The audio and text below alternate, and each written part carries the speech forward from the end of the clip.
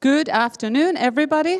My name is Lena Grenat, and I'm the Executive Director for SAM. Welcome to this panel discussion about NATO and Finland. This discussion is part of SAM's 80th anniversary events. 80 years ago, when SAM was founded, the situation in Finland and Europe was quite similar than what it is today. Europe was at war. There was a lot of pulling and pushing between East and West. And Finland, as usual, was between those two forces. When the Finnish-American Association was founded in 1943, it was the external proof of the desire to maintain relationship with United Nations. It was a grassroots movement driven by people who wanted to demonstrate that regardless of what the national policies are, the people wanted to belong to the West. Now, in 1923, Finns quite anonymously expressed their desire to join NATO, and so we did. Over the years, SAM's core mission has been steadfast to deepen the understanding between the nations and increase the knowledge about our world. We promote grassroots diplomacy on many different levels. We do this by providing opportunities for young Finns to study or work in the United States. And as they return, they bring their knowledge, their wisdom, and their networks back to Finland, which then develops and strengthens our nation.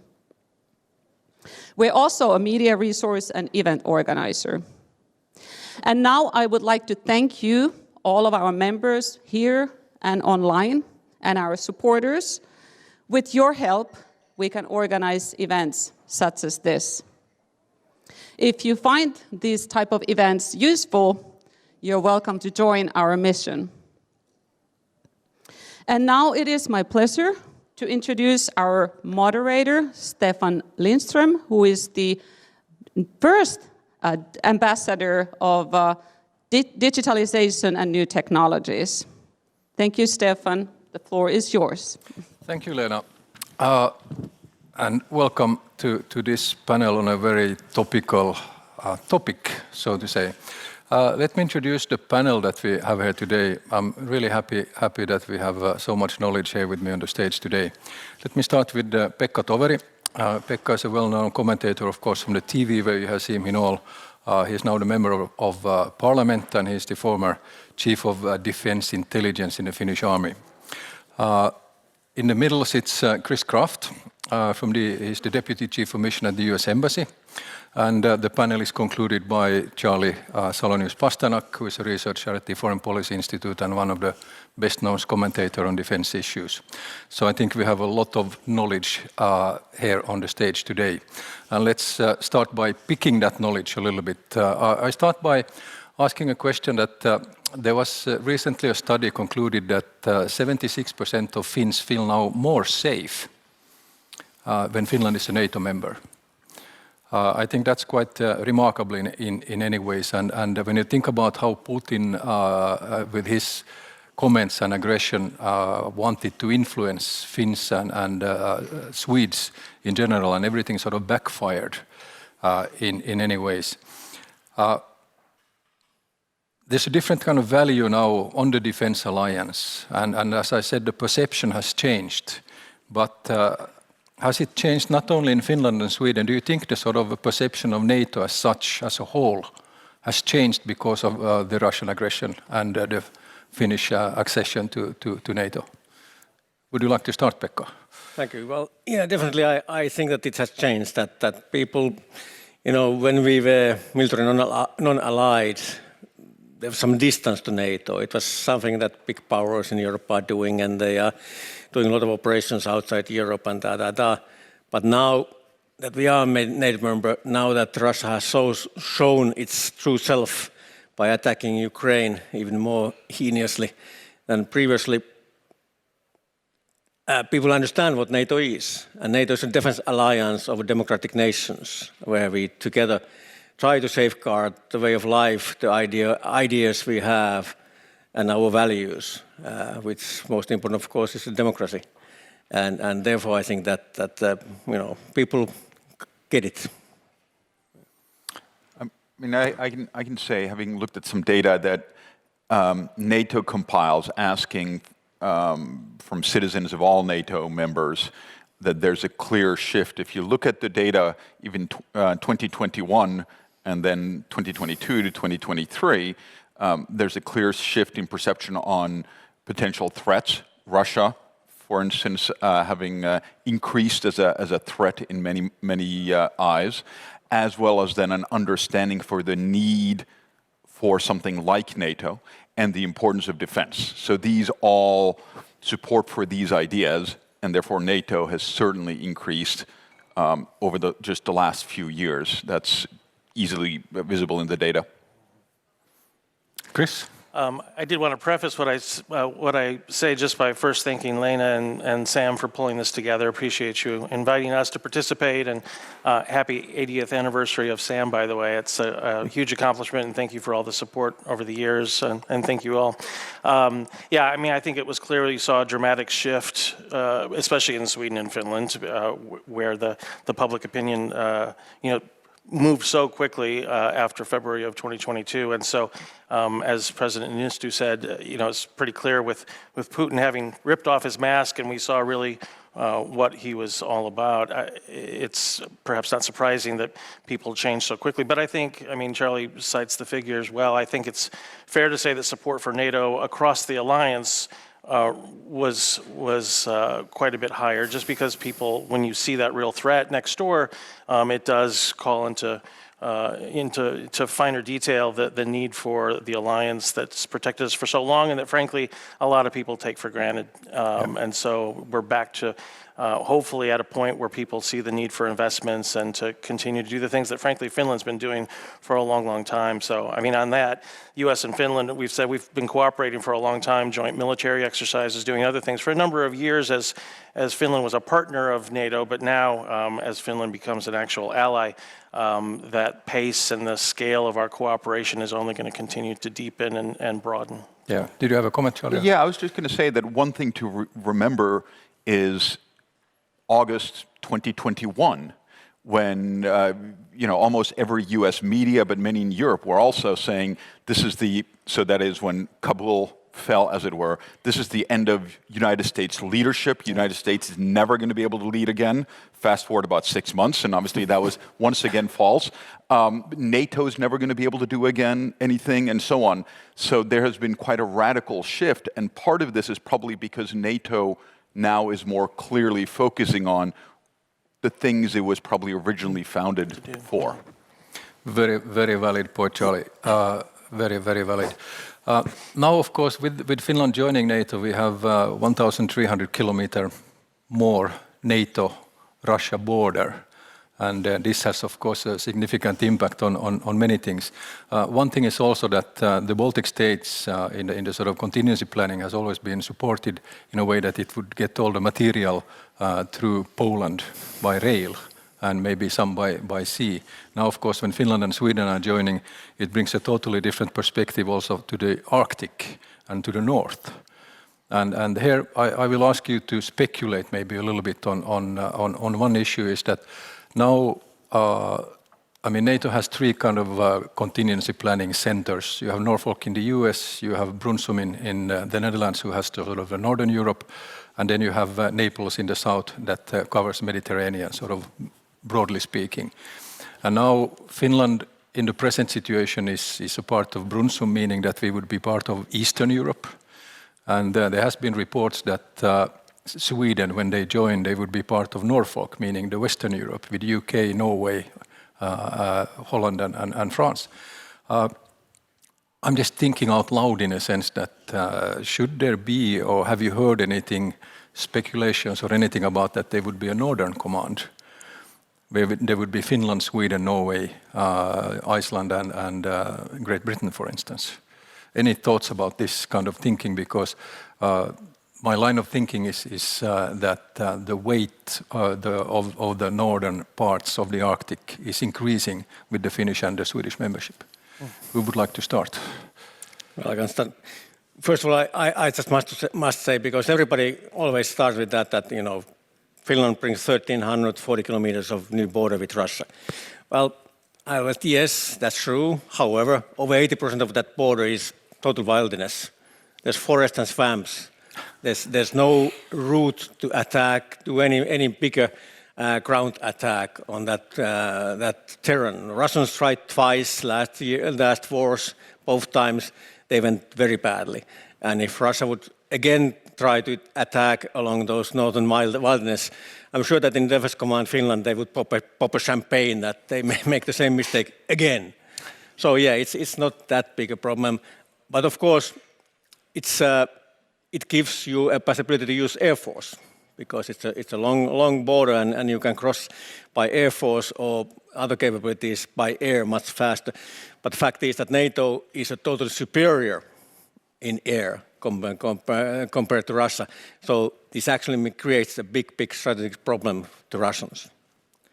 But what comes to which joint operational command we would go, I'm pretty sure that we will end up being part of Norfolk. That's the Finnish wish, to be part of Norfolk. And after that, you know, naturally Sweden would be there too. Wouldn't make any sense that we would be in two different commands, and especially this way that Sweden would be in Norfolk and we would be in Brunsums. And it makes sense for Finland and Sweden, Norway to be under Norfolk. It's politically important because the Norfolk Joint Forces Command is the only one in the United States side, led by U.S. General or Admiral, and because that safeguards in our mind, that United States is interested on the defense of North and will send necessary capabilities and forces if needed. We also think that, you know, Finland is a bit difficult country because our head is out in the cold, but our feet are down south in the Baltic Sea, and all our trade goes through the Baltic Sea. But I think that the security-wise Baltic Sea is quite easy to secure because it's basically in a lake of NATO. As soon as the Kaliningrad has been dealt with, it's pretty, let's say, safe. But the emphasis go more and more to Arctic, because the Arctic is the only area where Russia is militarily stronger than West currently, and they want to keep it, and they will put more emphasis on North. And it will affect us too because of the closeness to Kola Peninsula.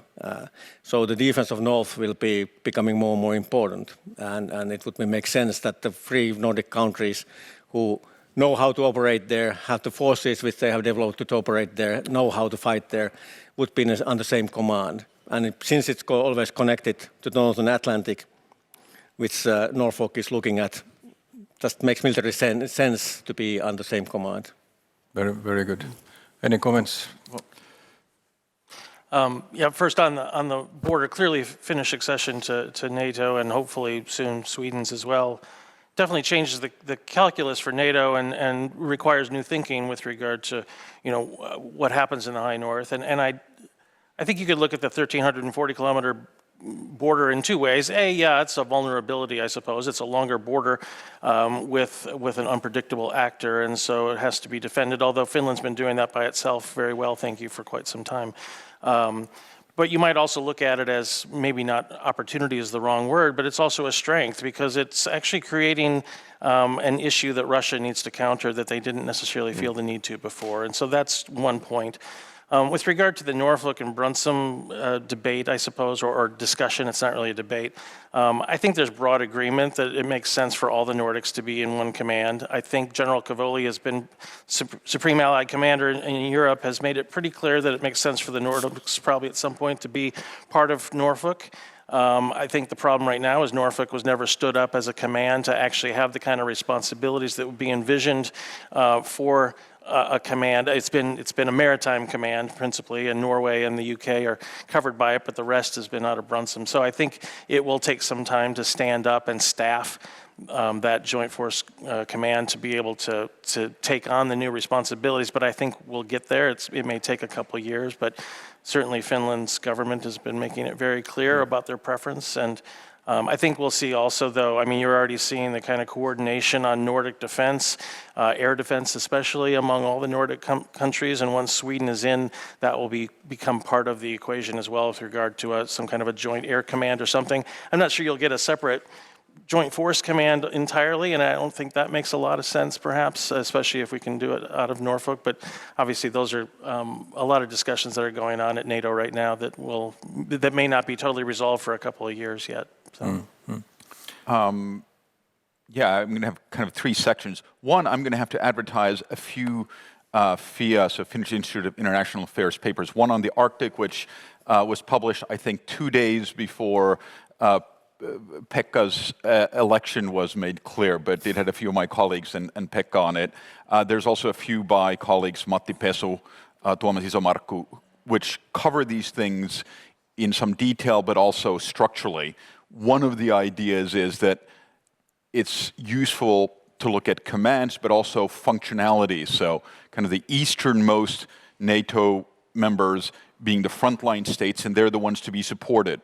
Then you have some hubs nearby, so it could be Sweden. Sweden will have to think again about what its military role is, maybe Germany, others. Then you have the European greater powers that have nukes also.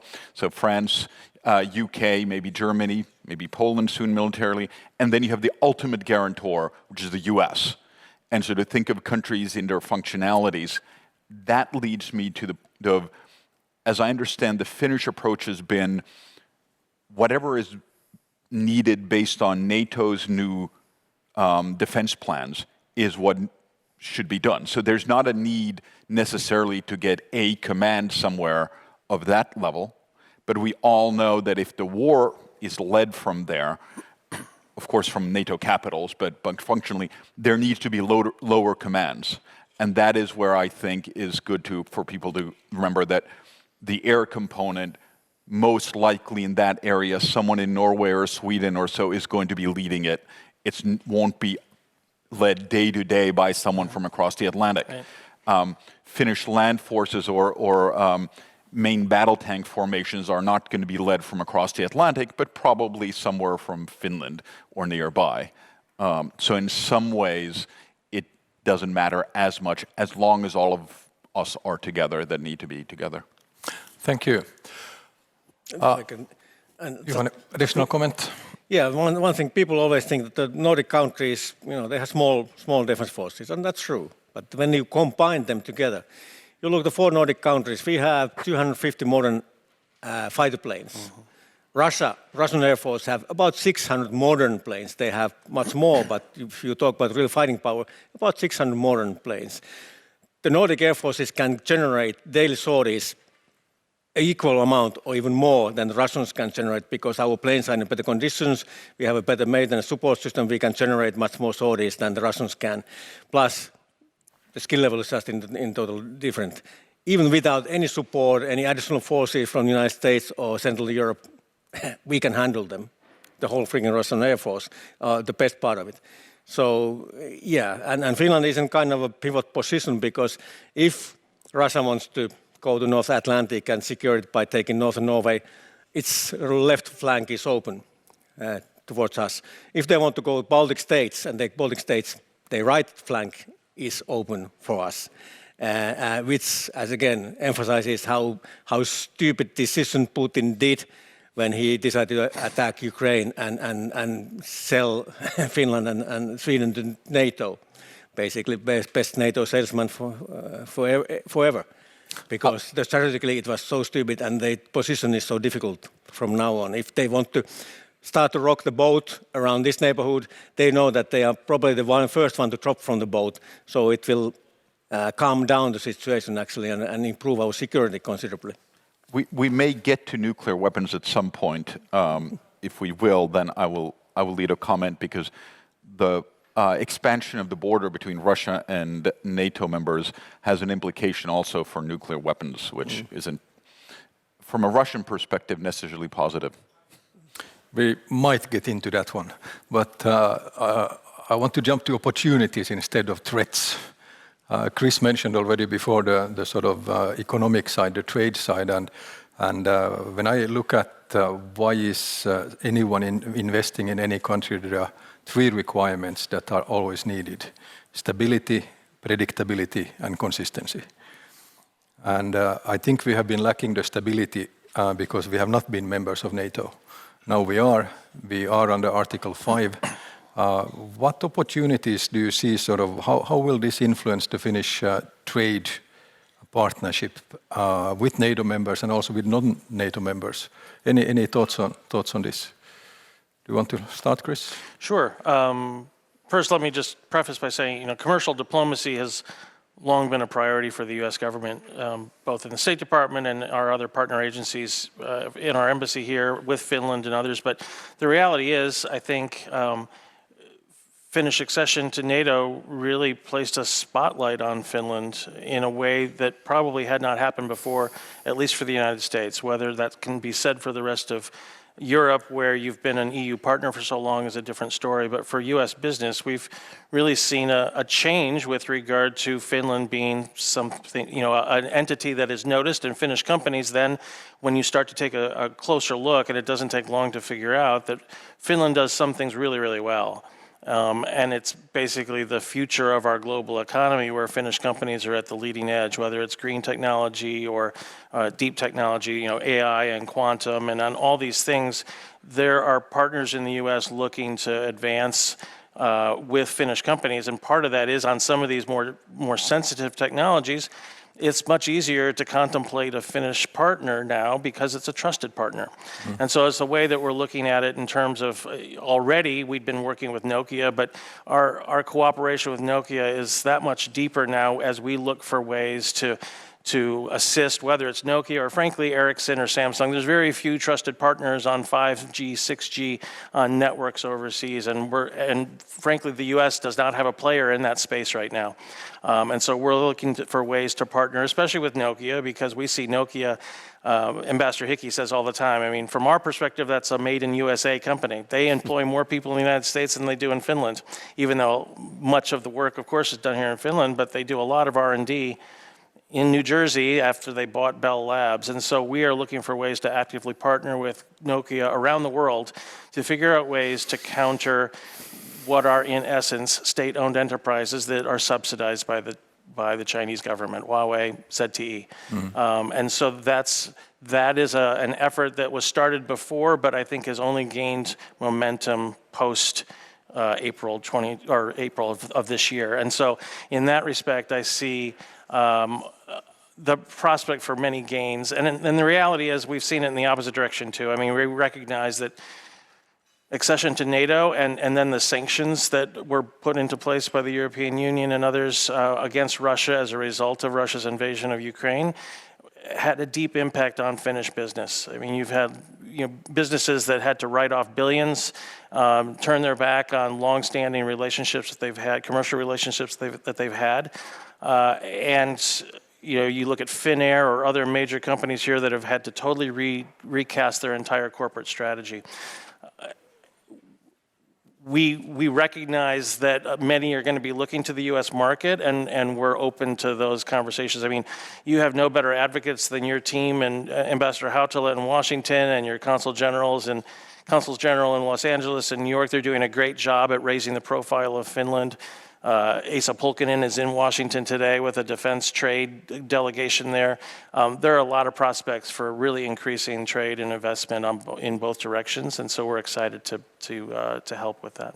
Yeah, I hope we can really utilize the momentum that is there right now.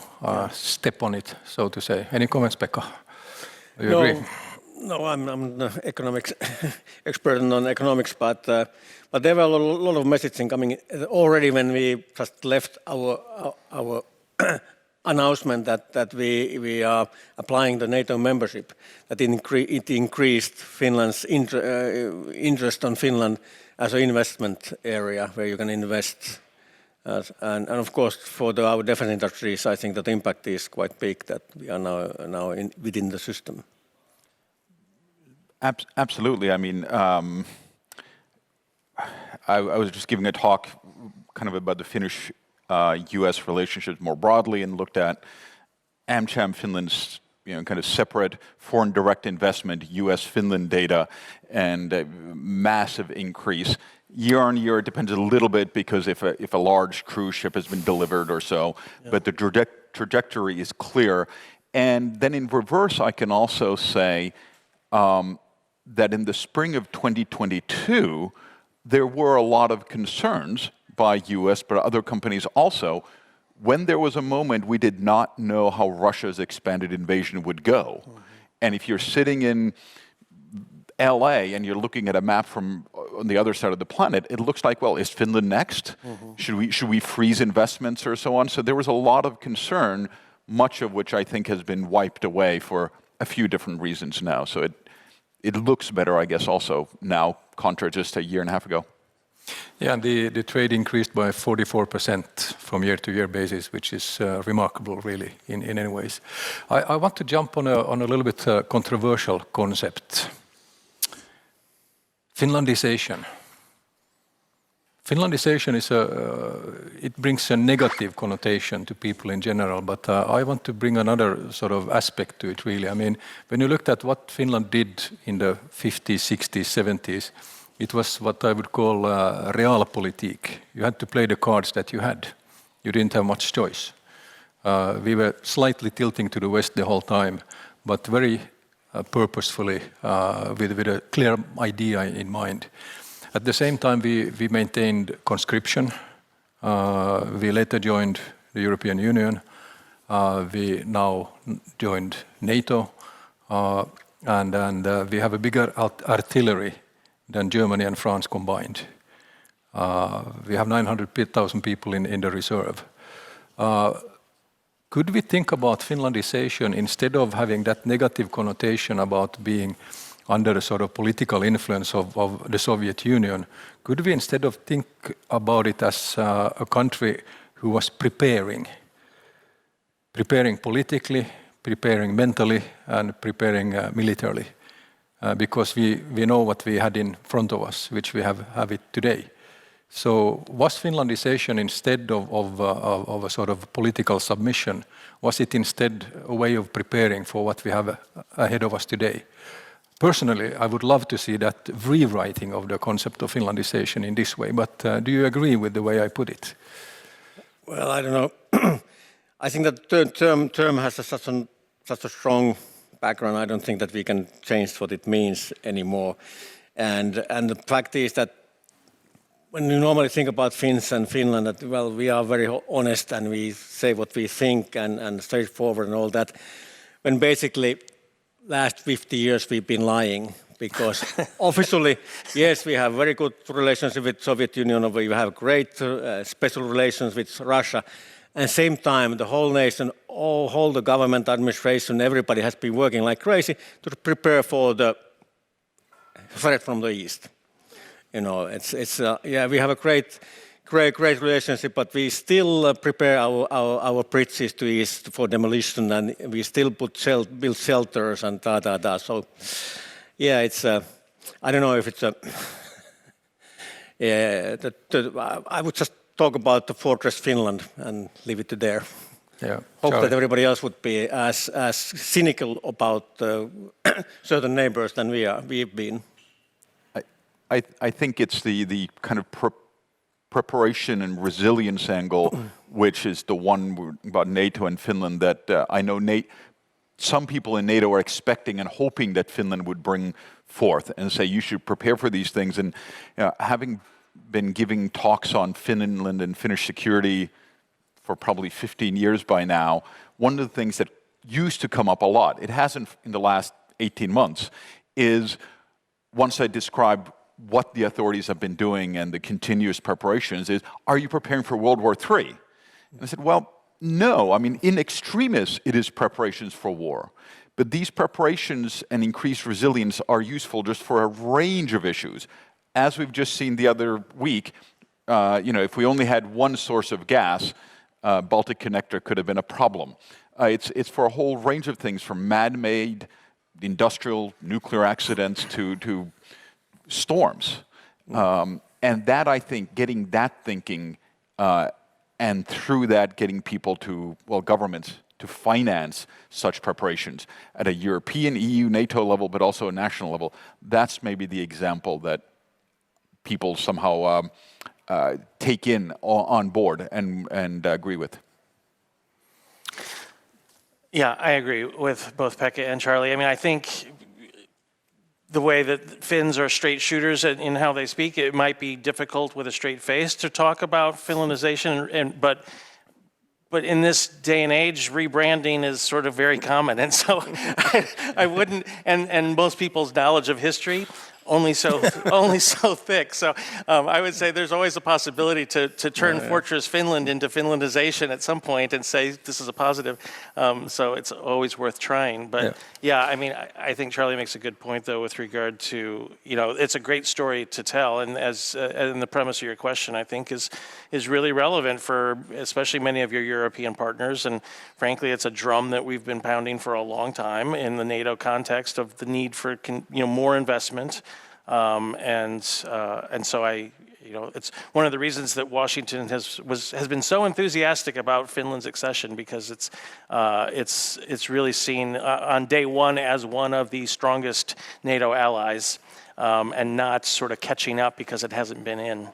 So. It was a good try from me, at least, to twist the term, but let's see, you have a comment, Pekka. Yeah, but Charlie had a good point about the resilience, and that's a discussion we have at Parliament nowadays, is that we have to be more resilient. But when we talk about resilience, yes, it's about the Russian hybrid operations, or even worse, but it's all about the fact that, yes, the environment is changing. We have more storms. The weather in Finland always sucks, except 2 weeks in the summertime, not even that nowadays. So you have to prepare a different kind of, or pandemic, whatever. We just have to be more prepared and more resilient. And it doesn't matter whether it's a military threat, or whether it's a change of environment, or whether it's something else. But just to build the whole society so that we can take anything that can come. Typical Finnish pessimism. The winter will come. There's no future, but still dynamic pessimism that, it doesn't matter, we are prepared for everything.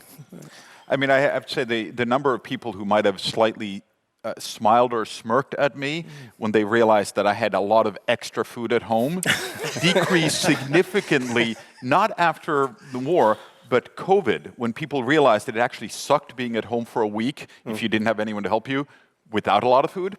So I think, and I understand that far more people have thought of having extra food and medication for their pets and things during COVID already, and maybe the war has just increased that preparation. Yeah, I would say there's always been a little bit of skepticism on some of the more extreme preppers in the United States, but I think as a society, it's an admirable quality. And I mean, I arrived in the summer of 2022 here, and to see how quickly Finland moved on the gas issue was really quite impressive. I mean, to have the foresight of knowing in February of 2022, this could lead to a total cutoff of gas pretty quickly, and how fast Finland moved to negotiate with Accelerate Energy in Houston to bring a massive terminal ship that allows for easy import of liquefied natural gas, LNG, even with the Baltic Connector, and not knowing that something would happen with it, but to have that single point of failure would have been a big issue. And so now at least you've got the terminal there in Inko that is able to continue to bring gas in, knowing that Finland, in typical fashion, doesn't rely heavily upon natural gas but enough with the diversity of supply that you have that it was instructive for me in arriving here and seeing how quickly you moved on that here, because other governments were left hanging a little bit and much more vulnerable to the cutoff of pipeline gas. So. Yeah, sometimes it pays off to be a pessimist. But that's a good segue to the next question, really, is that now we've seen, of course, the issues with the data cables and with Baltic Connector. different kind of hybrid threats or activities, so to say. What else can we expect? I mean, we saw yesterday Putin waving his nuclear briefcase. What else can we expect from Russia in the near future? Any thoughts on that? Can I just start jokingly saying, considering what we've seen, Russian artillery shells, new ones in Ukraine being empty, unlike the US nuclear football, it's not all clear to me that the Putin suitcase actually had anything in it. I guess, I mean, I'll continue more seriously. I've been asked a lot, most recently this morning, you know, what else could we expect? And many of the things that were kind of thought to be screws that Russia could turn have actually disappeared. And generally speaking, life hasn't changed significantly. Finnair has had to reroute its planes. This came up as one thing. Then trade. It has certainly impacted some tourist locations, some cities and towns in eastern Finland, but it's not like the whole country's economy has gone down the drain. And in fact, it may be more healthily diversified. And I have to note that, you know, it's not like the Finnish economy writ large was dependent on Russian trade anyway. So trade and energy are no longer kind of tools to use. It's really difficult to see what would be a large thing outside of a military nuclear aspect that Russia could anymore do. Be annoying? Absolutely. Mm-hmm. I guess I will add the one thing which they did show in 2015-16. I call it the refugee proof of concept, where Russia showed we can release a number of refugees, but most critically for this example to work was to then point out we can also close the fountain any point we choose. Yeah. And then threaten Finnish authorities with releasing more. So I guess that's the one thing that I can see that Russia may still have that they could threaten with. What we have to also understand is that basically every single data cable from Russia to the west goes through Finland. Mm. So we are also sitting on a potential weapon in that sense. Yeah. Any thoughts, Pekka? Well, our problem is that Russia is a long-term threat. It's a big power on decline. And more it declines, more aggressive it is, more willing to take risk it is. And sometimes they do such stupid things just to be annoying, as mentioned, even though they don't have too many bigger capability. In a certain aspect, Russia has been a good neighbor for security agencies in Finland because they've been a good exercise opponent for us. You know, good old times when they still had some forces behind our border. Now they are in Ukraine getting their asses kicked. Every time you had an exercise, you didn't need to call the signal regiment to send some guys to do some electronic interference so that you could train your guys to work under EW, because the Russians were screwing your communications all the time. So you learn how to cope with that. And when you think what has happened last 7 years, you know, they arranged the refugee crisis with 6,000 refugees crossing to Finland. They have done some info operations, some cyber operations. They cut the cable now. Think about if they would have done all this in one sitting, but much bigger scale. Instead of 6,000 refugees, how about 6,000 or like 600,000 refugees and cut all the cable? You know, but they've been teaching us last 7 years. They've been doing this small annoying stuff, which has given us possibility to improve our laws. We have changed a lot of laws to be better prepared. We have built a lot of capabilities to counter any kind of threats. So it's been actually pretty good. We are much more prepared thanks to Russian activities, to be honest. But one thing I have to say that you know, Russians haven't won too many Nobel Prizes last couple of decades, but they are extremely innovative when it comes to do something bad. And so we should never underestimate them, because they have used decades of effort to look to West and see the vulnerabilities we have in our infrastructure and in our societies. And they are very innovative when it comes how to make things bad.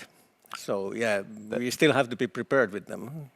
Absolutely, yes, I agree 100%. And I'll give you an example that came out this morning, I believe, although the decision was before, regarding kind of helping us inoculate ourselves against Russia, which was the defense ministry announcing that they had blocked 3 sales of real estate to non-EU Schengen, but turns out all Russian buyers. And in the actual press release, it said these were blocked because of kind of the risk they would propose to national sovereignty or planning or conducting national defense.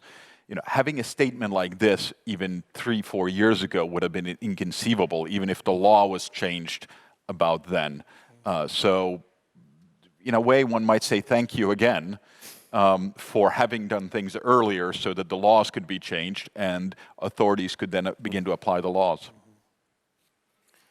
I won't try to interpret Putin's thinking. It's difficult for me to discern the logic in that, other than to say that Russia has a long history of adherence to spheres of influence, and that's clearly what the motivation is. But I agree with Pekka's point. I mean, they're good at finding vulnerabilities, and the reality is that Western democracies, our societies, by their very nature, are vulnerable, and so the ability to divide through disinformation, the ability to undermine elections, has been shown, and I think that's something that we need to continue to guard against as much as possible. So, whether it's through the Center for Hybrid Threats here, which is looking into and coming up with thoughts on how we can do that, but continuing to enhance our resilience and deterrence is just going to be an increasingly important issue for NATO and for all of us individually as well. Yeah, I sometimes say that on one side of the border we have democracy, and on the other side of the border we have democracy. And it's of course up to us then to see where we go. But now of course Finland and Sweden Finland has already joined, Sweden is on a good way. What about Ukrainian NATO membership? Do you think it will materialize? In what time frame? I know it's a difficult one.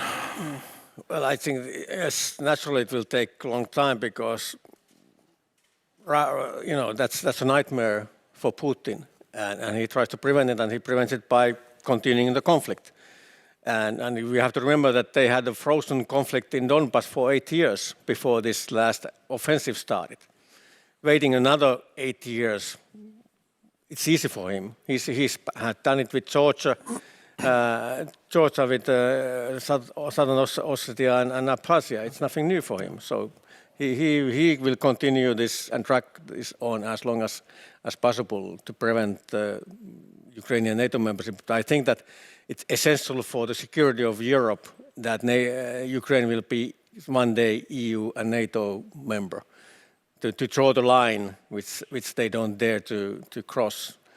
Without that, it's an open sore, and everybody's waiting when the Russians will do the next attack.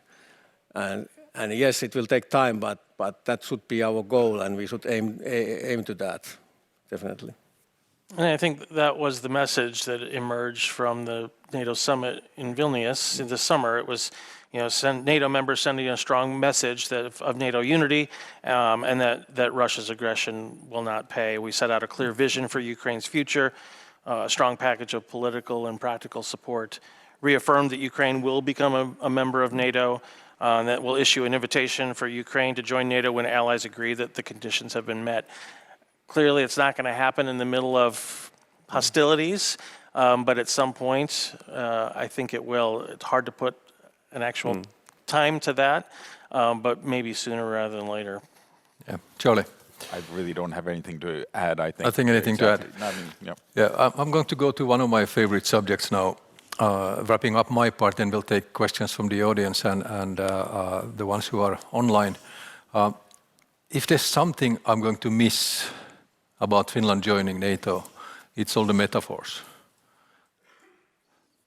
The train has left the station, the train is on the station, the train has left but the window is open, or the door is open, or it's still a little bit open, or the conductor is reaching out to the desperately running member, or the conductor is in the station actually drinking beer with some of the other members, or maybe the other members are a little bit unruly, as we have seen here recently. Any favorite metaphors that you can think about that you're going to miss on the Finnish NATO membership? They can gladly be train-related, as I think they have been the best ones that I've encountered for all these years. Well, I don't know. I'd say that maybe we shouldn't remember the old ones and think new ones, like saying that the train has a now new passenger who's very adamant that everybody pays their full price and does their full share. That's a very, very, very good one in many ways. People have also been asking, is there going to be another train, or did the train actually live in the right direction? So we'll see. Chris, I know this is a little bit, of course, off your guard in many ways, but have you heard any? No, well, I think, and I'll give credit to Susan for this one, because it's basically there's no way to change the train's destination without changing the tracks. So Finland has done that, and at the same time, Russia's on the wrong track. Very good. Charlie, you heard quite a few. Yes, I have. I, of course, was always amused by the fact that NATO in Finnish is also referenced to a certain relationship you have with, I believe, your brother's sister. It's an old way to say something. So you could get lots of jokes about secret liaisons and relationships, especially as Finland and NATO were deepening their relationship and cooperation.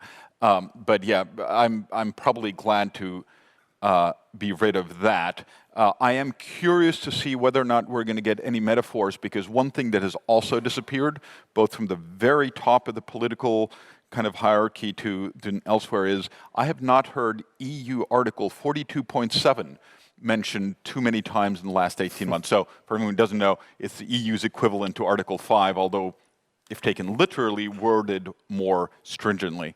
So I'm kind of maybe, I guess, happy also that we can discuss what the EU can actually do and what it is good in doing and what it has its kind of legitimacy and what the Commission can do and so on, rather than have a kind of a fictional discussion about building an EU military.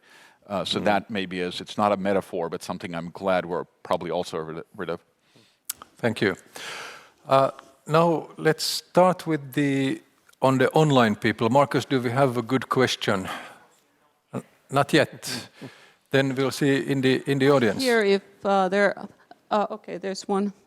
While I'm walking, I actually have a question, because I was thinking, as you know, we're a big advocate for education and educational exchange.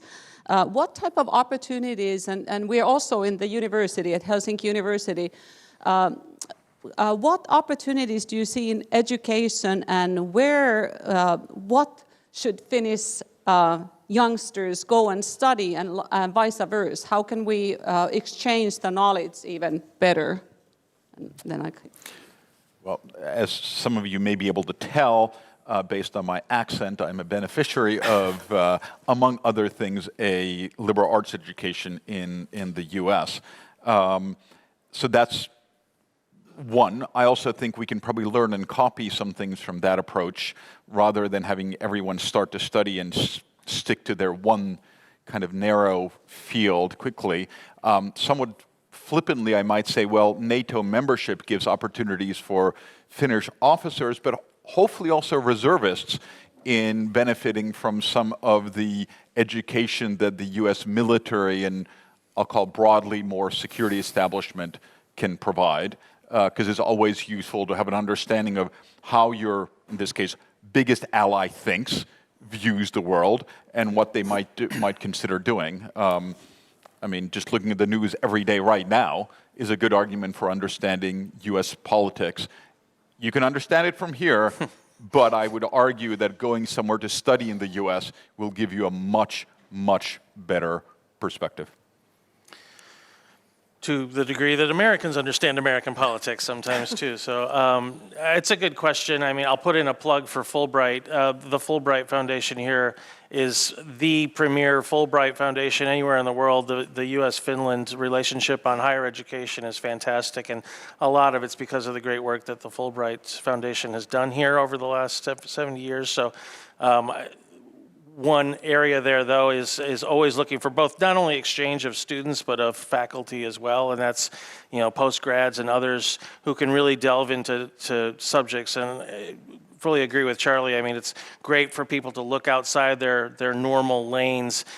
Finland has great universities in a number of areas, and especially when I'm close to where I live at Aalto, world-class institution on science and technology, and I can see scope for a lot more exchanges there. And in my first year here with Ambassador Hickey, we've visited many of the universities, talked to a lot of the rectors, chancellors, and there's a deep and abiding interest there at deepening their relationships with U.S. educational institutions, and they're already doing a great job at it, and we'll just look to continue to support that as much as we can as a government, but it's already going on without our assistance. But Fulbright's a great place to continue to push that ahead and fund it as much as possible, knowing that not all students can necessarily do that on their own, through their own financial means. If I can just jump on the Fulbright thing, I agree entirely, and we have and if anyone watching or listening wants to come to the Institute, we have a range of people who've been there through Fulbrights.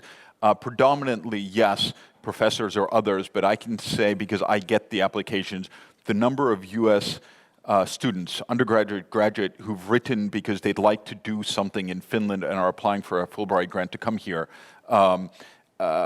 it has exploded. So clearly Finland's more interesting, and there's a sense that they can get something out of Finland too. And don't forget our scholarships as well. Sorry.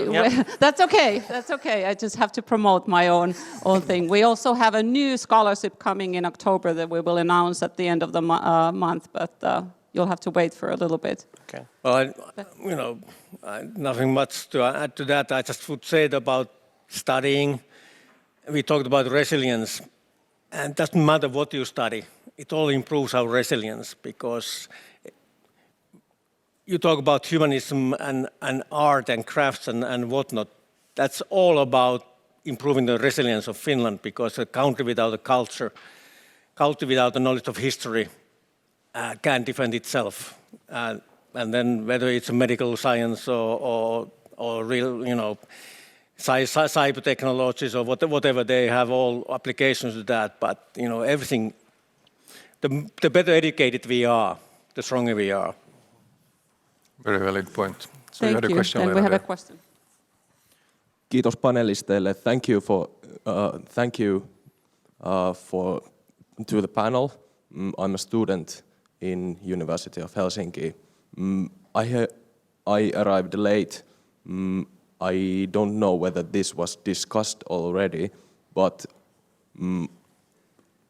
I'd like to ask about Russian business interests in Finland. For example, the dock of Helsinki or port of Helsinki is under Russian influence or Russian control, and also there's a big mining company in Harjavalta, Nornickel, which produces lots of nickel, and that also is under Russian influence. What are your thoughts on Russian business influence in Finland and the assets that they own? Thank you. This is Pekka's question. I'd say quite that clearly. The less the better, because you have to remember that Russia is a dictatorship, and oligarchs who own the businesses, they own it by permission of Putin, and they can do whatever they do as long as they are ready to support Putin's and Russian government's aims if needed. So everything Russian can be used against us. Therefore, we have to be very careful that none of our critical infrastructure is in Russian ownership, and if it is, then we have to change the situation. For example, the shipyard of Helsinki is what an example. They have a very high know-how about the Arctic shipping and icebreaker building. Somebody said that around 75% of the icebreakers in the world has been built or designed in Finland. And to have this kind of know-how on the Russian hands is not very good. And there are processes ongoing. Hopefully the ownership will change in the near future. And I think that we should also do some government actions to support that kind of development. I was going to say, it seems to me to be also a investment risk or economic risk for Finland, because there are then American companies that literally would not be able to order product X or service X from that company, or in terms of recruitment and so on. So I think it can have a direct impact also on Finnish international trade outside and beyond just the Finnish-Russian relationship. And it's not only Russia. There are also other authoritarian states that are very much on the forefront when you look at the Chinese activities with the critical minerals, with a lot of the critical emerging technologies and semiconductors, for instance. So we also have to keep our mind open and look at these issues on a continuous basis, day to day. And looking to share information as much as possible. I mean, it's something that we do on a regular basis. I mean, Charlie correctly notes that there are certain companies, and there's a couple of Finnish companies that are listed as excluded entities by the U.S. Department of Commerce with regard to our ability to, or U.S. companies' ability to sell to them. And but that has been done in conjunction with the Finnish government with regard to exchanging information on concerns that we have of what those companies are actually doing, or front companies for other interests. We're certainly hopeful the shipyard will change hands soon. I know Davie Shipyard in Canada has been in negotiations for some time, and hopefully that'll be. But that is a big technology that is important here for Finland, but it's important for the whole world, and so hopefully that will change. So, yeah, I mean, I think there's broad agreement on that, and as I prefaced earlier, saying a lot of Finnish companies have lost a lot of money in Russia. I think there's probably going to have to be the inverse as well. So if it's Canadian owned, will you finally buy some Finnish icebreakers? I'm making no commitments on my own, because that'll be an unfunded mandate that I would get in trouble for. But I could see that there's certainly demand for icebreakers in the United States. So hopefully, yes. But don't quote me on that. Lena, you had another question there. Thank you for great panel discussion. I'm Carlos, working for Nordic consultancy group Milton. And I'm working with our US arm in Washington, D.C., and I'm Finn, so I'm here doing my stuff sometimes. But in the US, there's three big things which you hear all the time. It's China, China, China. You mentioned it finally. They say that the Russia is a storm and the China is a climate change. I have a question for you guys, especially Christopher. You have a great career background in Africa. You have seen the influence of China in there. How should Finnish, Nordic businesses, governments, and organizations position themselves against China, as we are talking about the future of our partnership? And for US, the China question is a real big question. Thank you. Well, Pekka. Again, not being a specialist in businesses, but I say that it's difficult to say, considering the market and the role that the Chinese economy has globally, it's difficult to say that don't do any business with Chinese. But I say that when you do business with Chinese, be very careful that you don't end up being depending on the Chinese business and Chinese products, because again, China is also a communist dictatorship, where if the leadership decides, everything Chinese can be used against us if needed. The laws require every Chinese citizen to support the government if needed. So therefore, yes, do business, but be very careful so that you don't get too dependent on them in any way, because you may end up in troubles. I'm building a little bit on what Pekka said. I mean, there are so many uncertainties regarding China right now. and there are many vulnerabilities inside China. You have the demographic development. You have actually unemployment in China right now. You have a gigantic housing crisis, and we don't really know how this is going to end out and how big are the Chinese resources in the different states. They have the Belt and Road Summit right now. How long are they? Do they have funds to actually continue with it? So the jury is really out there right now, but at the same time, we are incredibly dependent on China in so many different spheres, so that we really have to build a different kind of resilience and de-risk or build a strategic autonomy or what you want to call it. There are many different terms for that. Any further comments, Chris or Charlie? Yeah, I mean, I think you hit a couple of really, pardon me, key points.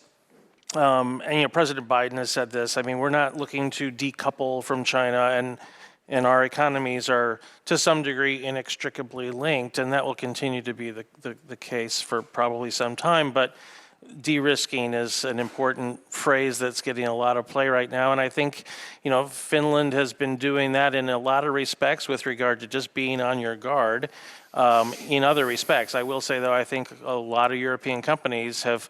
It's very easy to look at China and that big market as a real beacon to make a lot of money from, and certainly a lot of companies have. But at their own risk of at the long term. And I think we can all agree that the one thing, and certainly the lesson learned in Africa, is the Chinese they're playing the long game on this, and they will invest a lot at a loss for a long time to gain influence and eventually become a monopoly in whatever sector you're talking about. That's certainly what they did with Huawei. And we're seeing them in a number of other areas of technology undercutting any Western companies by basically subsidizing them until there's no competitors left. And at that point, then you're in trouble. So I think everyone needs to be eyes wide open with regard to how that works. And unfortunately, in our private sector-led economies, it's a little bit more difficult to have that sort of subsidization. And so we need to figure out new models at finding, affording easier financing. It's what we're doing, like I said earlier, with Nokia, and looking for ways for Finland, FinFund and Exim Bank in the United States to fund some of these things in third countries where they can be competitive with some of their subsidized competitors. And so it's something we're trying to work on around the world with all of our partners. I think Finland is one of those places where it's maybe easier to make that argument, and so hopefully we can create some models here that work really well. But having spent a good chunk of my career in Africa, I have seen our influence wane, and it wasn't because we were providing less assistance. We've provided more assistance, but it's a soft assistance. We weren't building stadiums that we could put a plaque on. We were saving millions of lives through billions of dollars of assistance in public health. Most people in government there knew about it, but it's not flashy, and they couldn't take a picture in front of it. And so it really it did not provide the influence that we'd like, although for those people whose lives we've saved, I'm still convinced that the majority of Africans, have given a choice, they'd rather partner with the United States and with Europe than they would with an authoritarian government, but oftentimes they don't have a choice. So I guess I'll just add by saying, I think it was the head of the FBI the other day in congressional testimony said, the greatest theft of intellectual property in human history is ongoing regarding China. So to phrase another researcher to share, if you're a business, it's probably worthwhile to think about whether or not you sacrifice short-term profits for then disqualifying your service or product in the long run to a much more reliable market. In other words, do you sell your data? Do you partner with a Chinese AI company, maybe being bought out very quickly, but then kill your product in the long run? I understand there's people who are going to make different choices, but if you want to build a long-term business, think about the consequences, I would say, yeah. Do you have a question online, Markus? Yes, we have a couple of questions that have come through online. Firstly, we have one from Maria Stenrus, who's a correspondent for Yleisradio, Finnish public radio, so keep that in mind. She asks, hi, how do you see the Finnish mindset? What should be changed to be an ally, not anymore a country/people who can survive alone? What examples can you see how to show this allied position? So Finland as an ally instead of a partner. I can start say, hey Maria. Also, yeah, I mean, it is, when people have asked me about the differences, the technical interoperability is easily solvable, as it were. And the biggest change for Finland is this cultural. And the societal component of that culture is going from we alone to we together with allies. Certainly, I think that is, looking at just even politicians' speeches, for some it still creeps in this implication that somehow we'd be alone. How do you show it? Well, I think it's being shown daily. I mean, if you follow the public flight trackers, you know, it seems like once a week at least. Most recently was a British one yesterday, I think, but there's a US Jake or other call sign plane doing intelligence work. So saying our territory is also open because gathering this intelligence will help both of us. That's just one example of how Finland can kind of show we are now part of this collective defense family. Some of it's going to actually require some legislative changes as well from Pekka and his colleagues with regard to, for example, the Finnish military now has to ask for volunteers for their members of the military to serve overseas or outside of Finland, right? That's pretty unwieldy, especially if you're looking to stand up things like a larger joint force command in Norfolk and things like that. And right now you have the volunteers to do it, but at some point a very relatively small full-time Finnish military is going to have to figure out ways to integrate more with the alliance in a way that allows them to move people around. So some of those sort of really difficult questions are going to be legislative fixes that are going to be required. Definitely, you know, we always have to remember that Finnish defense forces didn't join NATO. Finland joined NATO. And if nothing else, 95% of the wartime Finnish defense forces is reservists. Yeah. So if we go to NATO operation, you'll be pretty sure that most of the people going out are reservists. You know, brothers, sisters, husbands, sons of our nation. So that's something we have to understand, that we are now defending Finland also outside Finland.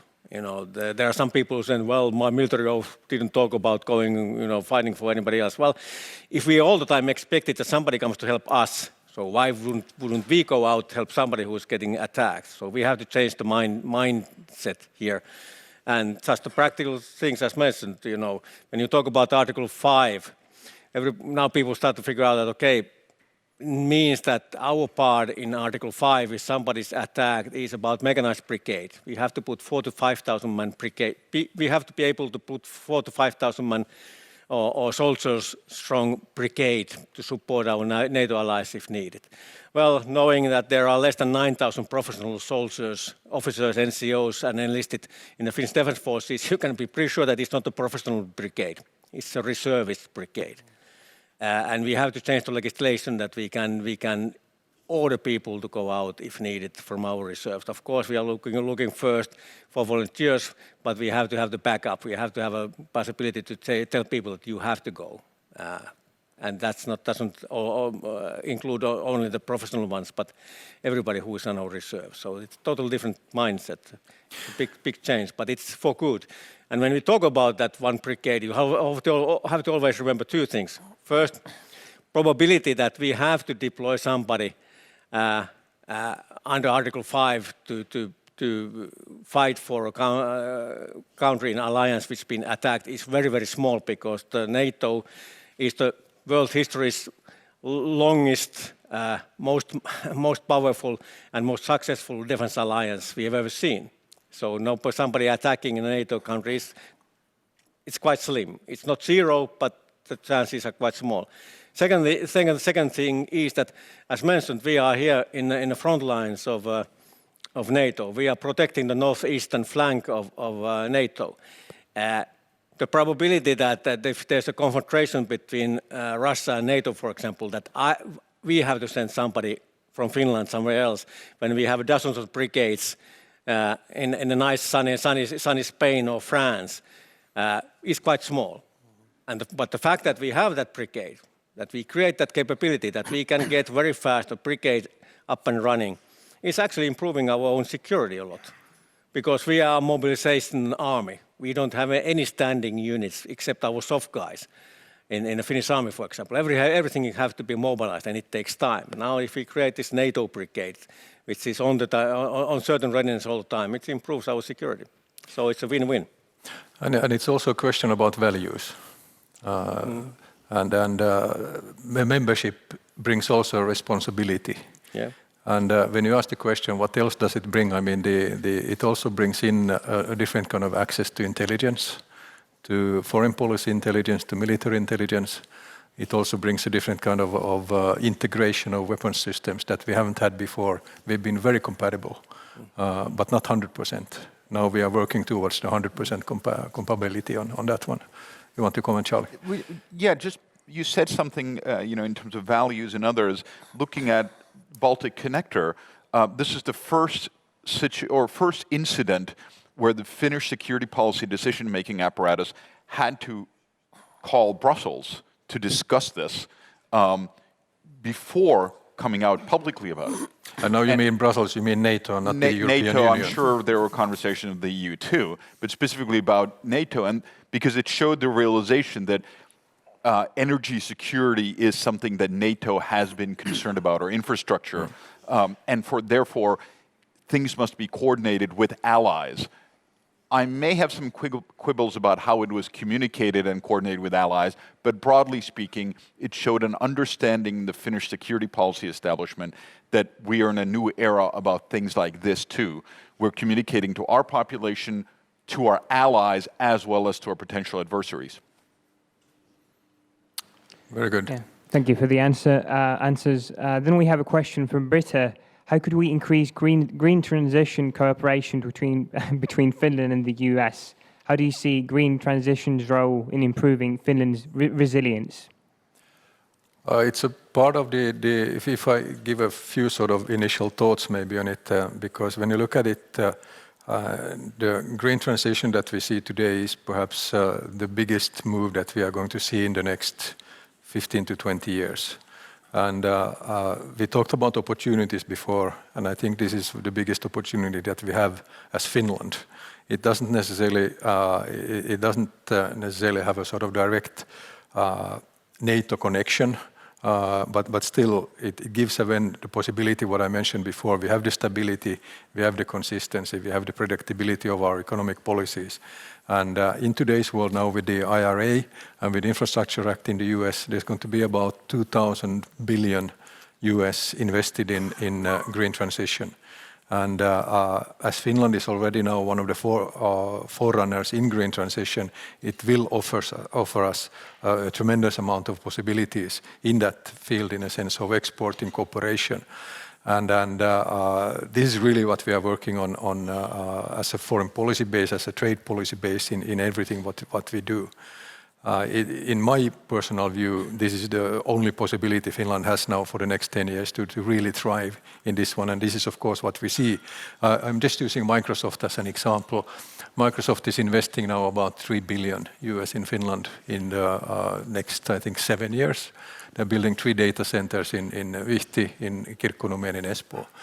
And these data centers are unique in the world because all the energy that they are consuming, which is a lot, is going to be clean energy. It's going to be wind power. All the excess heat that they are producing is going into our district heating system.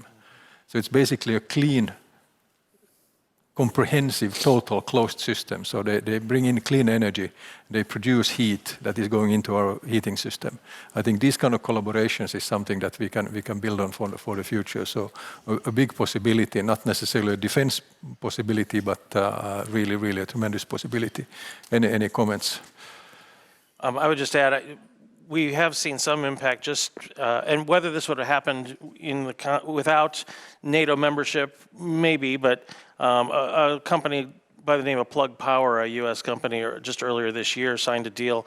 And just reading through some of the notes here, a U.S. leading provider of comprehensive hydrogen fuel cell turnkey solutions strategically identified Finland as a prime location to develop 3 hydrogen production plants, signed memoranda of understandings with 3 municipalities in Finland, executed them with Fingrid, Finland's electricity transmission system operator, and Gasgrid to yield increased employment opportunities in both the U.S. and Finland. I mean, basically looking at green hydrogen as a way to drive the green economy going forward. And this company is coming in with a very large investment to do that in Finland. But even with regard to the tie to NATO, I noted, climate change being such a defining challenge of our time. NATO is not ignoring that and is committed to playing its part in addressing its impact on NATO security. And so basically saying we cannot choose between green militaries and strong militaries, they have to be both. So at the Madrid summit, the Allies agreed on a new methodology to map military greenhouse gas emissions and a concrete target to cut emissions from NATO bodies and commands by at least 45% by 2030 and move towards net zero by 2050. At the Vilnius summit, NATO released 3 major reports to increase Allies' understanding of the impacts of climate change on NATO's strategic environment, its missions, and its operations. The 2023 Climate Change and Security Impact Assessment demonstrate how extreme weather conditions affect the ability of our armed forces to operate.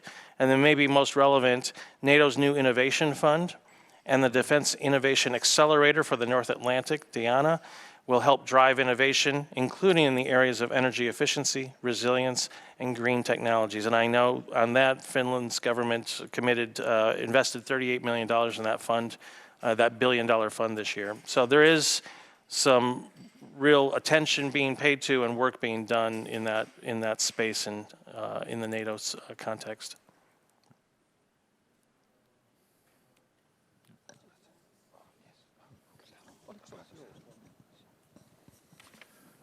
Okay, thank you all panelists. I think this has been an excellent discussion on issues. One thing seems to have been neglected, one aspect of the NATO-Finnish relationship, and that's the unity of NATO. Much has been talked about it in the media recently, and especially with regard to the US election in 2024. What will happen to the unity of the alliance in case Mr. Trump is elected? Personally, I lived 5 times in the US and since the 60s. I don't believe in this scenario, but it seems to attract a lot of attention. How will the NATO unity withstand the election of this, I save my adjectives on Mr. Trump, but what will happen to the unity and the resilience of the NATO? The frontline countries probably will not have any issues to deal with this. I mean, Finland and the Baltics will stand behind NATO, and with regard to the Ukraine situation, of course, that might take a long time to resolve. And there was talk about the Chinese long-term view of the world.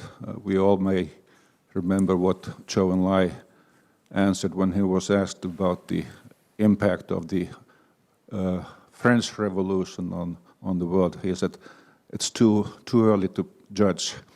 So the Chinese are taking a long-term, and Mr. Putin, of course, as we know, is taking a long-term view of the situation in Ukraine. But meanwhile, there are elections in democratic countries like the US. So my question in short is, this seems to me like an elephant in the room. It has not been discussed. What will happen in case Mr. Trump wins the election, and how will the US position itself vis-a-vis NATO and the Ukraine situation? I can maybe take the first one before I give the floor, just as a personal reflection. I mean, diplomats in general are the ultimate Darwinists.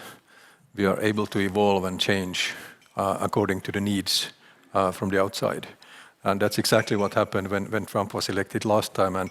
And also as a personal reflection, I would say that Trump raised actually a few very valuable points as well concerning NATO, because there were so many countries in Europe that had dismantled their defense spending. And at some point, there was time for them to catch up and take their responsibility that I mentioned before in many single ways. So I don't see that as a problem in any way. But should we start? I think Charlie had the first word, and then go to Pekka. Yeah, I mean, if I were to say flippantly, I might ask the same thing about Hungary and Turkey in terms of NATO unity and Swedish membership. But more seriously, I would point out that this is one person. I'll get to what I've heard could be in the plans if he's elected. But, I mean, NATO did survive the Suez crisis in 56, into 57. More recently, 2003, when, you know, there were freedom fries in U.S. Congress and so on. So I would say that the organization has showed itself to be quite resilient with, in a way, considerably larger actual crises. In terms of Trump 2.0, as I understand it from people I've spoken to in the US Congress, there's legislation ready to put into play to ensure that the US president cannot unilaterally withdraw the United States from NATO. It's just that there was no need to use political capital at this moment, either from the White House or congressional side, to make this pass. There's other things to do, but that is apparently ready. There's a question of, well, could Trump effectively starve the United States of resources in Europe? Could, but if we look at what actually happened during the first Trump administration, cooperation with Finland, for instance, increased significantly, as did overall defense spending in Europe. You might say this is because Trump didn't understand or care about the details, and EUCOM and the Pentagon could do these things and he didn't notice. But it might also be that it was more important for Trump to say some actually useful things for Europeans to hear, but to say them, and then let the others do what they do. Trump's view on national security has not changed significantly since an ad he put out in the New York Times in 1985 or 6, I believe, I don't remember exactly, in terms of allies should pay more. If allies pay more, he can easily turn around and say, look, I made them all pay more. So I'm less concerned about this because the institutions this time around are ready. A little bit like Pekka said earlier, Finland's more ready because Russia has shown some of its cards. So concerned, yes, but not, grief-stricken or panicked, no.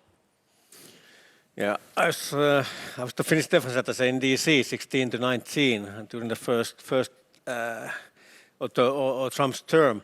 And General Mattis, who was that time Secretary of Defense, he always, every time he met us defense secretaries, he always said, don't listen to what the president is saying. Look what the administration is doing. And during his time, the United States put $3.5 billion to improve the defense capabilities of Europe. More exercises, more forward deployed ammunition, more infrastructure.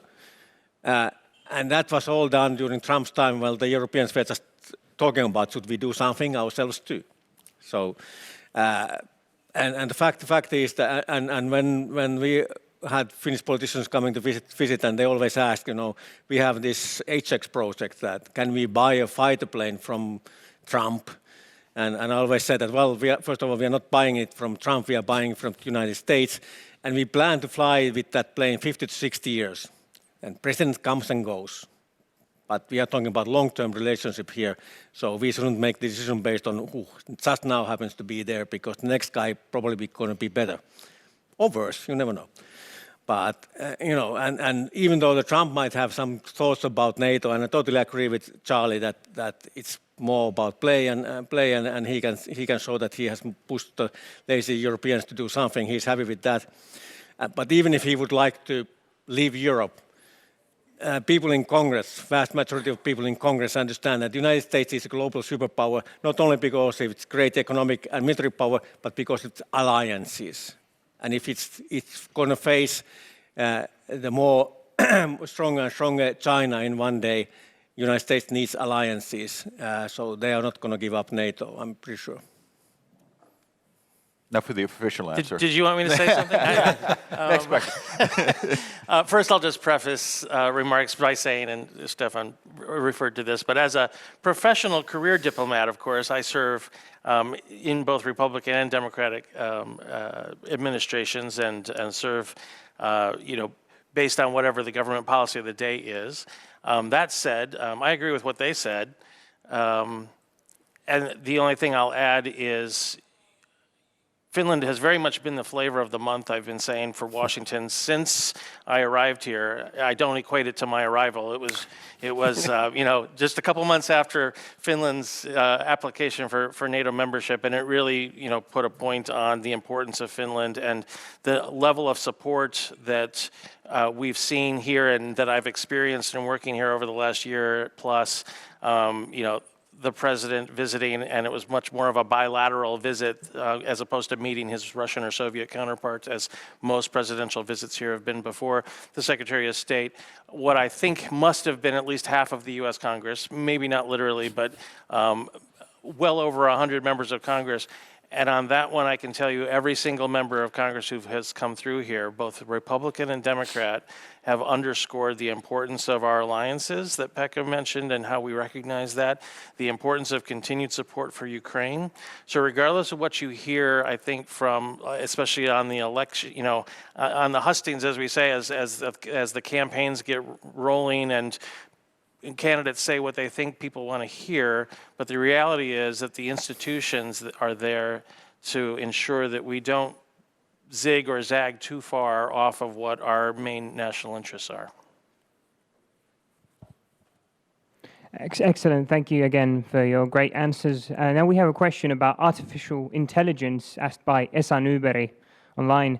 How important do you see it strategically for the free world to lead the development of artificial intelligence to hinder the ability of dictatorial countries to spread their influence? Well, should I just start by saying that intelligence is basically today about data and the way how you collect data. And I many times used the phrase that data, many people say that data is the new oil. I beg to disagree. I say that data is the new plutonium. And why plutonium is because when you have plutonium for something good, it's a nuclear power plant that produces clean energy. But when you have plutonium for something bad, it's a nuclear weapon, or it can contaminate the planet for the next 40,000 years. And that's what we have seen in a way how data has been used with Cambridge Analytica, with hybrid operations affecting elections and things like this. So it's a question about how you utilize that data that you collect from intelligence is the key issue in this as a whole. So I use that one as a starter. Who wants to pick it up? I'll give a reading suggestion. Paul Schar's 4 Battlegrounds, which talks about AI and brings up data, but it also brings up the hardware. Something's got to crunch the numbers. And here the US, together with Dutch, Japanese, South Korean companies or governments, has limited the access of the high-end chips. It requires people, and I think we can agree that you can train a lot of really good engineers kind of by brute force, but to get the actually world's leading people, you need also arts, you need culture, you need many things to get to the cutting edge. And then finally, the 4th kind of battleground that Shar mentions is institutions that can take these in. And this is where I have to say, even if we in Finland, the US, frequently complain about being slow to take in things, and say authoritarian governments can just kind of by fiat decide to do something. Look at Russia at this moment in time. How effective has it actually been to take in new technology on the military front or social front? Not at all. We have a much stronger ecosystem from universities to businesses to governments, in fact, to really integrate this data and technology compared to authoritarian systems where it's not at all clear to me they in the long run have this infrastructure. So key battleground, but I'm maybe a little bit more positively inclined to see our chances as opposed to China's or someone else's. And there is also the other issue is that I lived in Los Angeles for 9 years in total, actually a mile from the UCLA campus. And when you look at it, I mean, it's really, they are able to bring in the best talent from the whole world. And from South America, from Asia, from Europe, from Africa. And they all sort of put into the big bowl and then they are churned together. And that's where innovation comes from. And when you put in addition then capital and ability to scale it, then you come to a totally different situation. Who, as a world leading scientist, would like to move to Russia today? None. Who would like to move to China? None. So in that sense, I see it's like Charlie said, it's the battle of the hearts, it's a battle of the minds in a sense of how you can do that. And it's also an issue in a sense that we are now, the Western world is leading the world in the utilization of AI, of building semiconductors. And to catch up is not going to take 1 or 2 years, so not even 10 years is enough, even if you have the capability to get all these bright minds. 10 years is not enough, you talk about 20 years.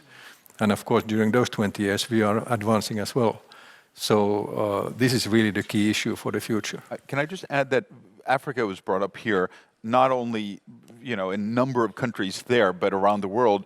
One of the responsibilities then, if we believe that technology is important, we're good at it, is to ensure we can show a benefit to people around the world for this.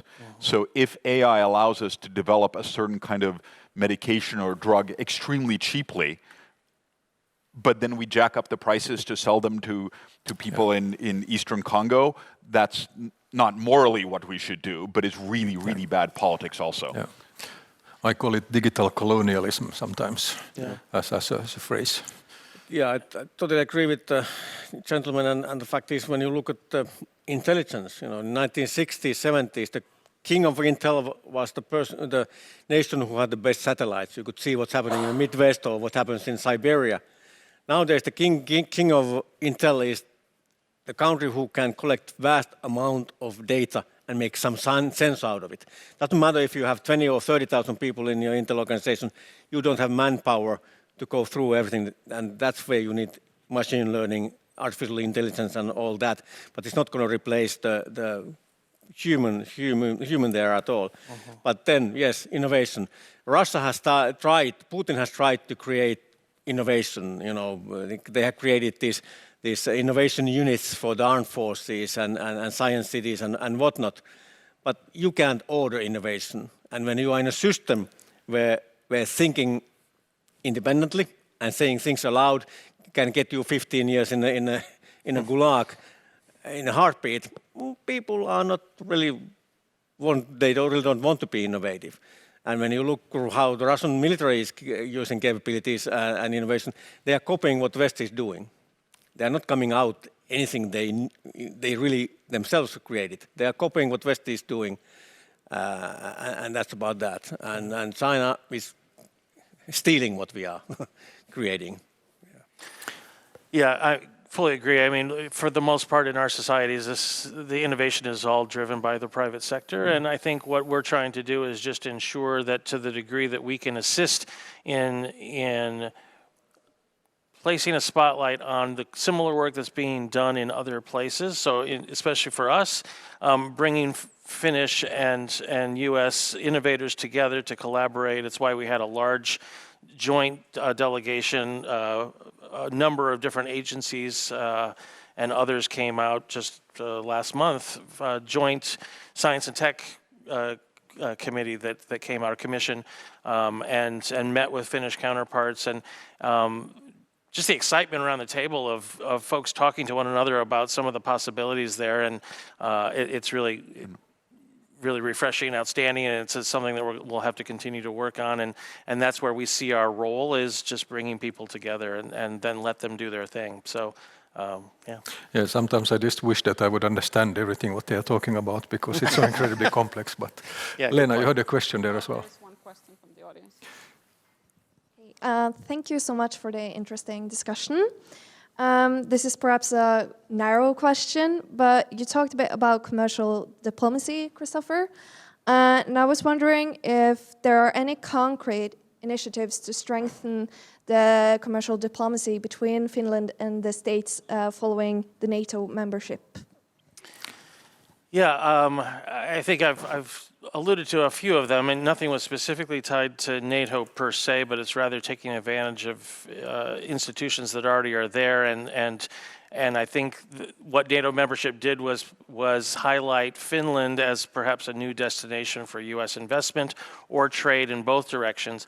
Our Foreign Commercial Service office here is working hard to highlight opportunities in the United States. Stefan made an earlier reference to the Inflation Reduction Act, which is a ridiculous name for a bill that focuses basically on financing a shift to green technology, but opened up a whole lot of opportunities for investment in the United States, but also, allowing for foreign companies basically to look for ways to build ties to the U.S. economy. And so that's something that we're continuing to help, along with our friends at Business Finland, who are looking to bring investment in the opposite direction. And so there's a lot of good collaboration there with regard to some of these sectors where I think the Finnish economy really does such a good job already. And in sort of some of the incubators that are done here at Finnish universities are outstanding, and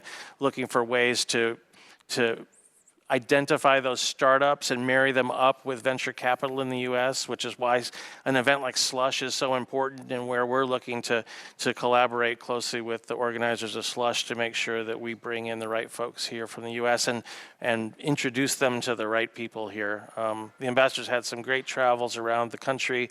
Was so impressed in each stop with some of the folks that he meets with up in Oulu, all of the small startups that have sort of come, hived off from Nokia's R&D up there is really quite amazing. And of course his background in venture capital and in tech, provides him a vantage point where he can really see how well some of these companies are poised to do if they have the right amount of capital. And so that's something we'll continue to take advantage of his presence here for as long as it lasts through at least this administration, and continue to push on that. Whether it's sort of a formalized program, maybe not quite so much, but more in just bringing people together.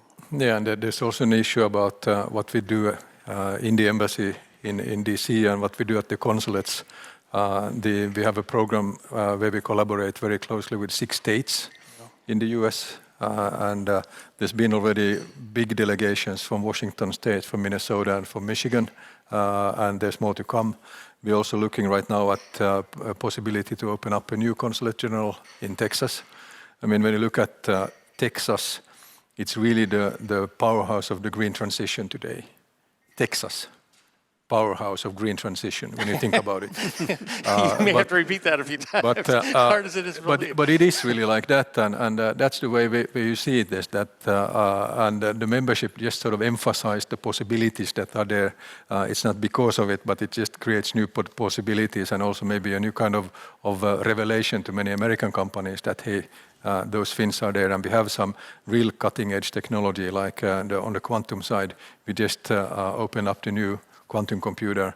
We have the 3rd most powerful supercomputer in Finland, the Lumi one in Kajani, and then we have companies like ISI, who are absolutely breakthrough technologies. So there's so many things going on right now. I wish just that I could, me and my colleague, that we would be more schizophrenic to be able to be more people at the same time in so many different places. There are opportunities everywhere. I hope you reinforce that statement, Charlie. No, and you in fact mentioned one of the companies. I was going to say that it's hard to say this happened, so therefore this. Finland's choice to get F-35, Lockheed Martin, I know, discovered a whole host of Finnish companies. The cooperation now, which is easier across the kind of the US, but also NATO, through membership. So membership probably made it easier in some ways to do stuff that the Finnish and the US companies wanted to do, but that had some hurdles. The Finnish cooperation agreement may further assist in that. Then you have companies that was mentioned like ISI, which started, of course, kind of a civilian side, but I would say in the last 2 years or longer, but also there are opportunities for security-related cooperation. U.S., Finland, and others. Ukraine, obviously, publicly, but others also has increased. So it's not just NATO membership, but it's kind of what Finland has to offer, what moment we're in global technology society, and then Finnish-U.S. cooperation. Yeah, and it's repeated many. I mean, Blue Force and I mean other Finnish companies that are really at the forefront of their fields. And I've really been impressed with your embassy and consulate's approach and the government's approach to these agreements with U.S. states. I mean, it fits. It makes sense with regard to those that you've identified.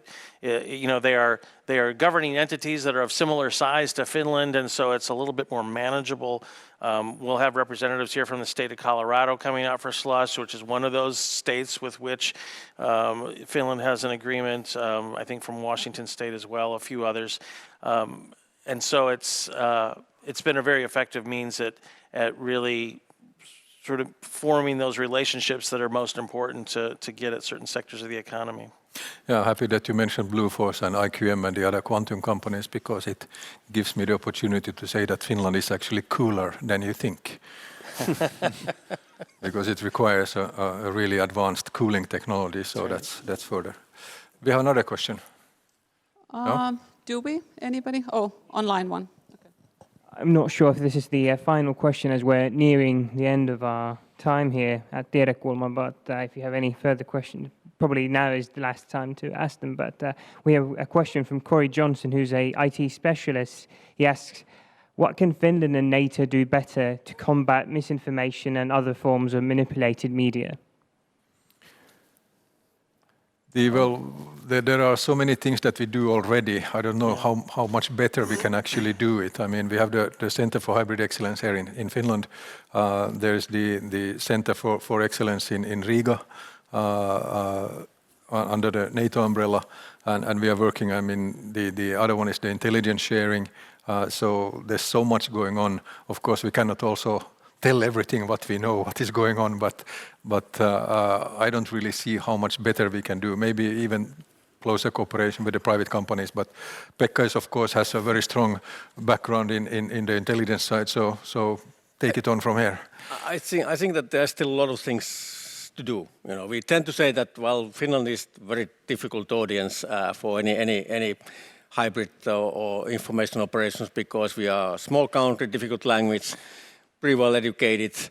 Everybody has inherited a little bit skeptical view about what's coming from the across the eastern border, etc., etc., etc.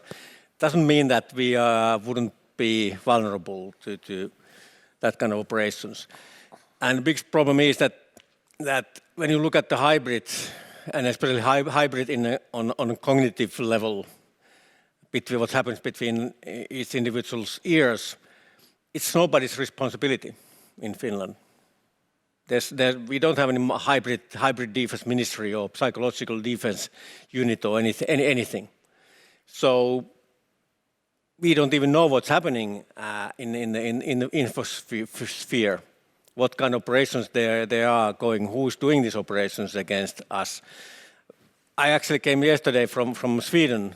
We had the Defense Committee visit there, and we met the head of the new Swedish Psychological Defense Administration. It's not a big unit, about 60 people, but they are concentrating on not the discussion within Sweden, you know, because freedom of speech and all that, but the foreign agents who are operating and attacking Sweden on infosphere. And most important thing is what they're doing is to have a situational awareness, what's happening against us, so that then we can start doing our counteroffensive, give right information and educate people about these threats and about these lies that are spreading and so on, and doing it in multiple languages, because there's a lot of people living both in Sweden and Finland who are the most vulnerable because they are immigrants and they don't necessarily speak the language so well, and they are targeted by these foreign actors. So yeah, we have a lot to do here in Finland. You know, we shouldn't be too sure about ourselves that nothing touches us. No. So, and that's in the government program actually. There's one line saying that this information defense will be reviewed and seen what can be done, and that's something in the parliament we are discussing, that we have to start kicking the government's butts about this. And when are you going to do something? What are you going to do? When do we have a plan? Because there's a clear gap in our information defense, so to say. Yeah. I think we are there. Final words from Leena. Thank you. Then I'll just jump back here and say thank you. Thank you, Stephen. Thank you, Pekka, Chris, and Charlie for a wonderful discussion. And thank you for the audience for very good questions, both online and here locally. And as a final word, just reminding that we are a grassroots organization that has been doing this type of programs for 80 years. That's quite something in our history in Finland. And if you think that this is useful and beneficial, please join us. And as I mentioned, we will be announcing a new scholarship to the United States in about a week, next Friday. And we have additional scholarships as well that will come out. The application process will be announced in December. And of course, we support Fulbright and all the others. We're not competing, we're working together. And actually, our history goes with Fulbright because it was before Fulbright, it was ASLA, and it actually came to Finland through our organization. So there's a deep root and collaboration there as well. But that is our mission. We like to bring good information, balanced information, not fake information, to everybody in Finland. So if you think this is valuable, please join us. And again, thank you for the audience, and thank you for our panelists. Thank you. Thank you.